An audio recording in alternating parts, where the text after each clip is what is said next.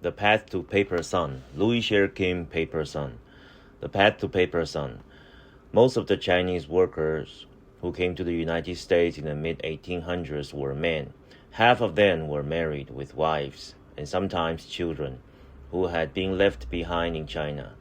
The Chinese Exclusion Act of 1882 prohibited Chinese laborers from sending for their families to join them in the United States. But merchants and U.S. citizens were allowed to do so.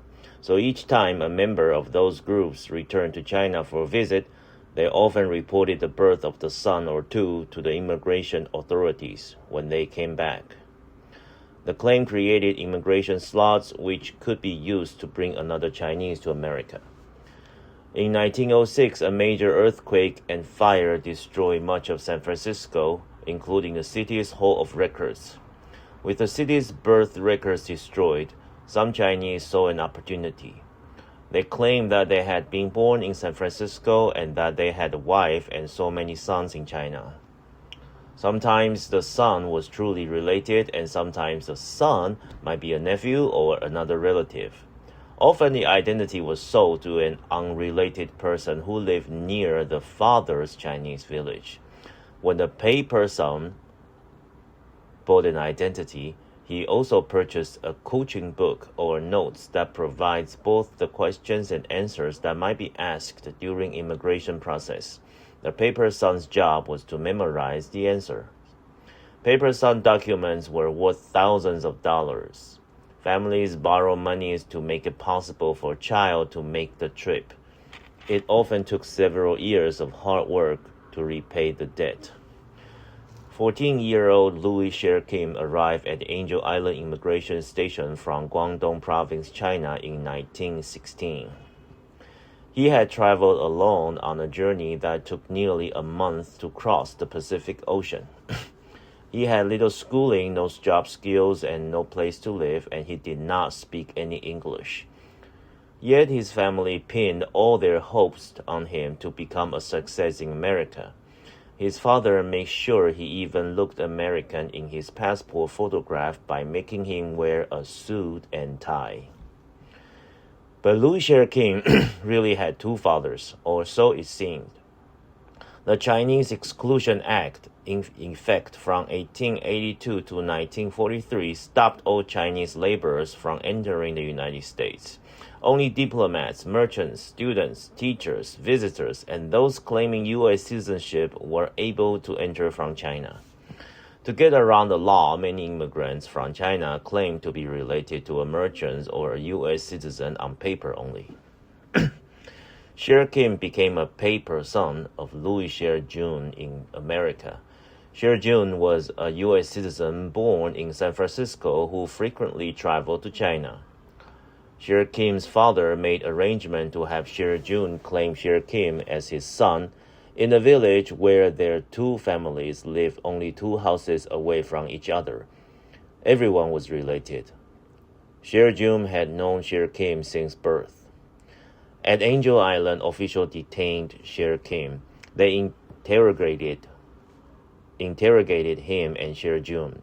They asked questions after questions about their family history and their village's layout. Once satisfied with the answer, Kim was allowed entry to America.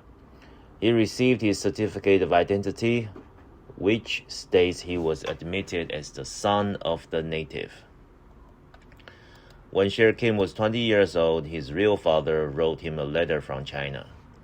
Dear number 1 son. The letter began referring to Kim as the eldest son. It is time to come home. Now consider a son of the native, Kim could visit his village in China and know that he would be readmitted into the United States. He arrived in China on a Tuesday. He was married on a Saturday to a woman chosen by his parents and whom he had never seen before.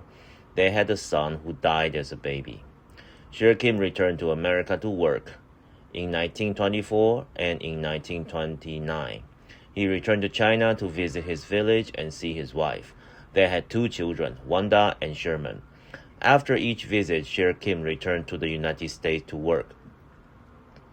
In 1935, he decided to bring his family to America. He and his wife offered a 12-year-old boy in the village the opportunity to go with them. They gave the boy named John. John became their paper son. Sher Kim knew there would be another interrogation. Officials detained and questioned all new immigrants. He put together a book for his wife so they could coordinate their stories and make certain that they gave the same answers during questioning. The coaching book contained information about name and birthdays of all family members, the location of the home village and its environment, dates of Sher Kim's travels to China, and more. Any wrong answers could lead to deportation. As expected, Sher Kim's wives and children were detained off Angel Island.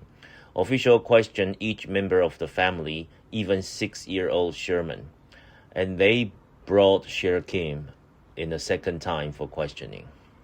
Same Louie, the youngest son of Sher Kim, who was born later in San Francisco, says, the interrogation was a nervous process for everyone.